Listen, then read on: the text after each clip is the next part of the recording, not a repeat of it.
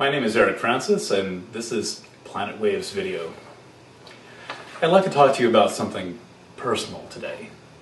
Mercury Retrograde. Mercury is one of the personal planets, and we all seem to have lots of personal experiences with Mercury Retrograde, like lost emails that get you fired, for example. Simple things like that. Mercury is now retrograde, well, will be retrograde between December 26th and January 15th. Mercury is retrograde 3 times a year. It actually lasts 3 weeks that Mercury itself is retrograde. But on either side of those 3 weeks, there are 3-week kind of buffer periods where the effect is in pretty much fully noticeable form. And then when the planet changes directions or appears to change directions from the Earth's viewpoint, things get really crazy. Then we settle into kind of a 21, 22-day phase where it can be pretty wound up and irritating, and then it stations back direct again, and then one of two things happen. Either we feel fabulous or everything really goes wrong. So let's hope for the first case. And I think a lot of it has to do with how we handle the entire retrograde phase as we go along. This particular Mercury retrograde is in the sign Capricorn. Now, the thing to remember about Mercury and the whole Mercury retrograde phenomenon is that Mercury is the planet of the mind. We like to give Mercury rulership over things like computers and money and all kinds of technical devices and our cell phones and mail and anything involving communication. But ultimately, what all of those things have in common is our mind. And I believe that the thing that Mercury influences first and foremost is consciousness. It's awareness. No matter what else may be going on, or no matter what else we're doing it with our mind and through the, let's say, processing environment of our mind. And so that's the thing, if you can call it a thing, to be the most conscious of and aware of and to work with the most consciously. I think that a lot of the experiences we have during Mercury retrograde are compounded or frustrated by the way that we tend to think about them, by what we do with our consciousness when something happens. For example, overreacting. If you, for example, spot a problem when Mercury is retrograde, you might quickly, if you know some astrology, attribute that problem to Mercury retrograde. But then you can go a long way toward making things a lot worse if you don't just basically stop and pay attention and use a combination of patience and analysis to help yourself kind of get over the bump a little bit. So let's take a look at the current Mercury retrograde. That one is, again, December 26th through January 15th, and it takes place entirely in the sign Capricorn.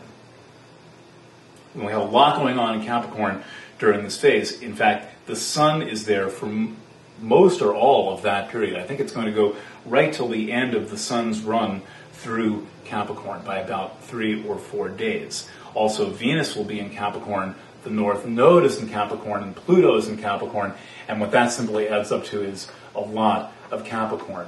That's references to the past. This time of year we have a lot of nostalgia, references to tradition, a focus on business, and a focus on the mind that I can best describe as a kind of a formal approach to thinking, a formal approach to problem solving, and most important, let's call it a courtly approach to communication.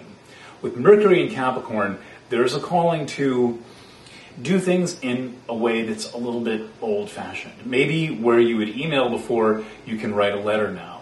Or if you email, you can pick up the phone and place a personal phone call and say, hello, how are you doing?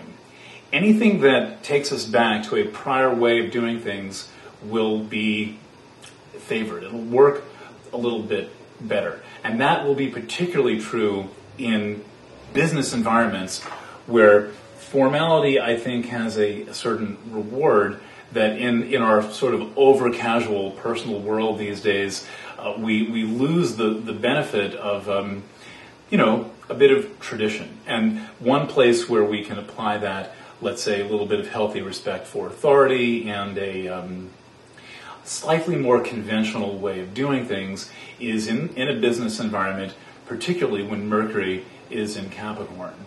Now, Venus will also be in Capricorn, and the two will make a conjunction, though I'm not sure of the date that happens. And there is an implication that there is a formal approach called for in matters of the heart as well.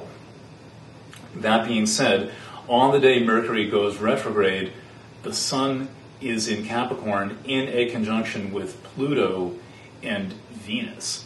And that's not exactly formal, that's pretty lusty.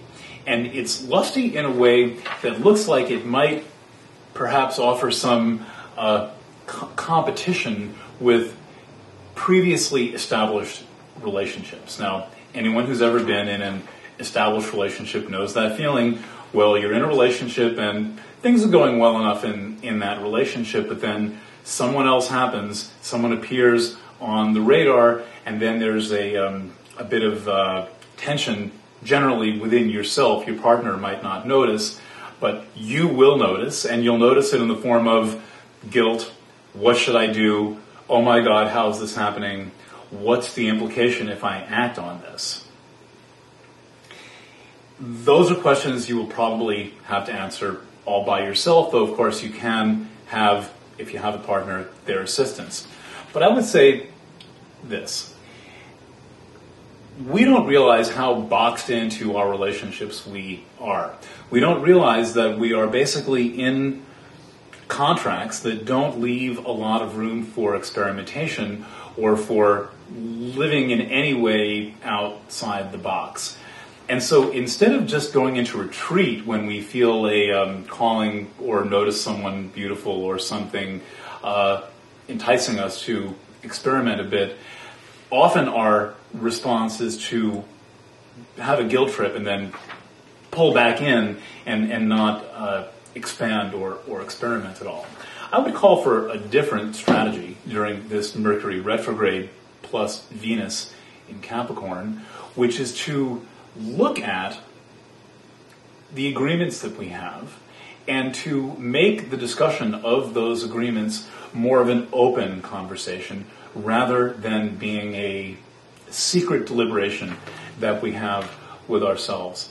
I would say that in at least half of all relationships, and I say that knowing that lots of people are pretty hung up and scared, but from what I've seen, in at least half of relationships, one's partner will be open to having a conversation about this. Your partner is human too.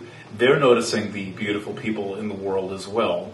And I think that as we transition out of situations that are too confining and too formal, we can make small, gentle modifications to our relationship agreements that allow us to take small steps toward what is simply being authentic, personal authenticity, being the person who we are in our relationships. That's a really important thing because, in theory, someone loves us because we are who we are rather than being someone who we're not. My name's Eric Francis, and this is Planet Waves Video.